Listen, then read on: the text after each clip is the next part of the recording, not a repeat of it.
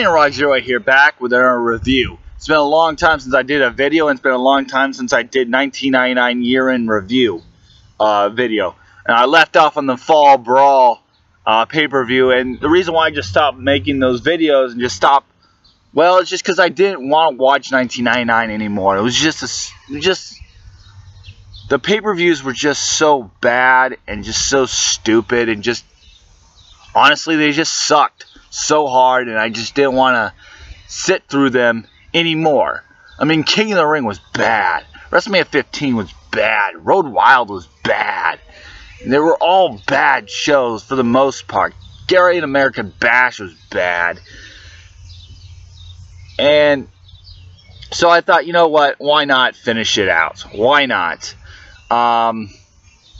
So here it is. I left off on Unforgiven, so here it is, 1999 Unforgiven. A lot of stuff has gone down from SummerSlam into Unforgiven. We have a brand new show on the UPN network called SmackDown. Triple H won the WWF title on a Raw in Iowa, but would for the very first time, it then loses the title to Vince McMahon. Vince McMahon would be the champion for a week, but would vacate it. This would lead up to a six-pack challenge at Unforgiven. The six-pack challenge originally was supposed to have Vince McMahon and The Undertaker in it. However, Vince McMahon decided not to compete, put the title up for vacancy, and The Undertaker, for some weird reason, just decided not to. He was scheduled to compete, but for unknown reasons, just was replaced. And the British Bulldog would replace him. Yes, the British Bulldog is main eventing this pay-per-view. Unfreaking believable. So let's start off here. We have Val Venus defeating Steve Blackman, a completely forgettable show match. 3 out of 10. D'Lo Brown defeats Mark Henry to capture the European title. These two broke up at SummerSlam. D'Lo Brown, in my opinion, was always an underrated superstar. Very good, very talented. It's too bad. I think this was actually a month before he accidentally paralyzed Draws. D'Lo Brown was always a great European champion, in my opinion, though. But this match wasn't that good. 3 out of 10. Jeff Jarrett defeats Chyna via disqualification to retain the Intercontinental title. It's not famous at all yet. The famous match is coming up at No Mercy. 5 out of 10. Accolades defeat the Dudley Boys, which would be the Dudleys' pay-per-view debut. And of course, when the Dudley Boys came into the WWF, everyone was very excited. And then Vince McMahon was like, damn it, they may be from ECW, but damn it, give them a stuttering gimmick. Yeah. So when the Dudley Boys came in, they had Bubba Ray and Devon. They had a horrible stuttering gimmick. Yeah, it was stupid. I mean, while Goldust's stuttering gimmick was funny, the Dudley Boys was just crap. But this match was okay. 4 out of 10. 2 stars. Ivory defeats Luna Vachon in a hardcore match to retain the women's title. 3 minutes, and it's over. Hardcore match, but just terrible. Just a terrible match. 0 out of 10. The New Age Outlaws defeat Edge and Christian to retain the tag team titles. This is a very good match. Very good match indeed. A 6.5 out of 10.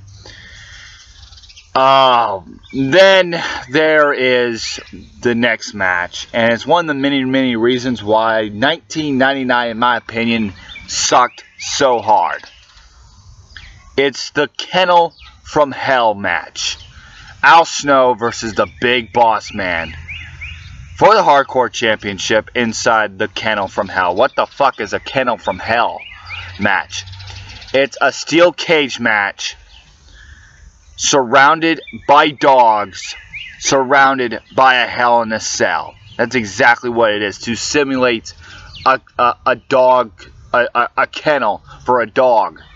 So you're trapped inside a steel cage. You're surrounded by dogs, and it's a Hell in a Cell match.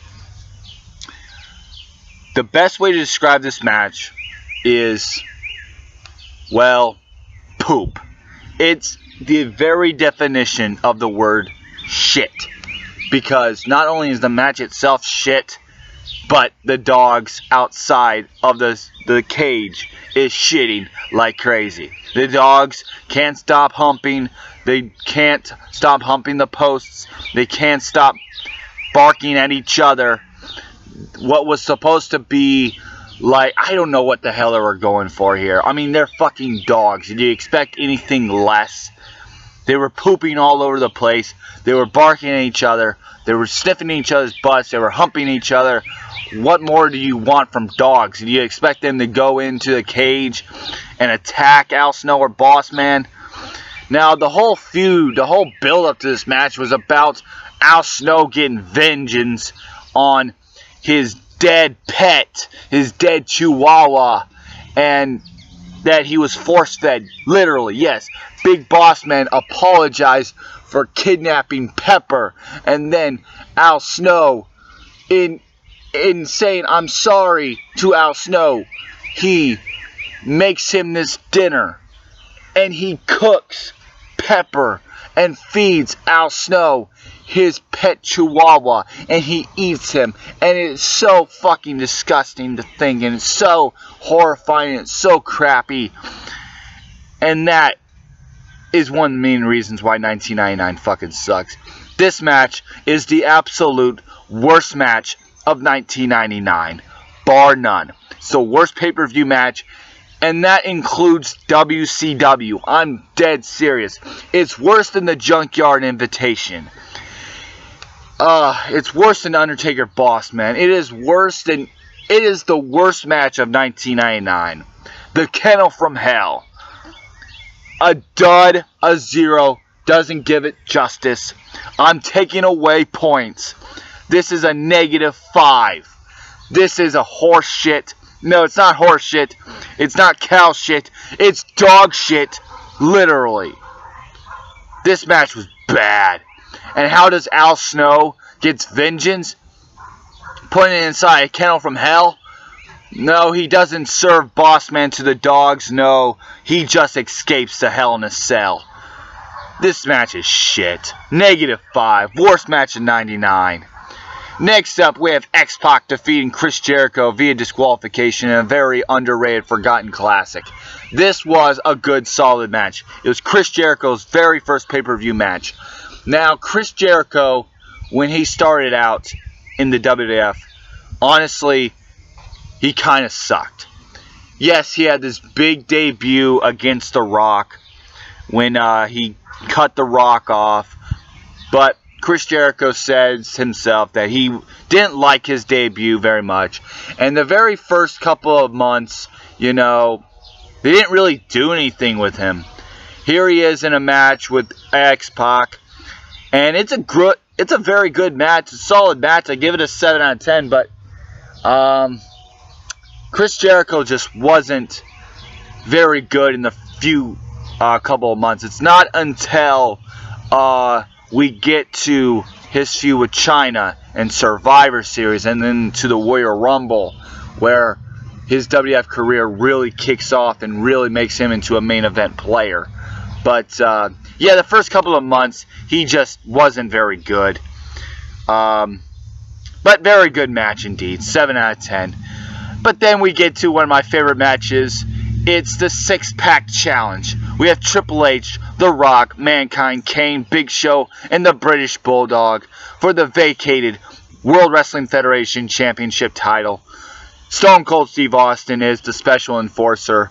He also does a little bit of commentary during this match, and he's actually very good. He talks more about the match than the other guys do. He talks more about the match than Jim Ross and Jerry Lawler did.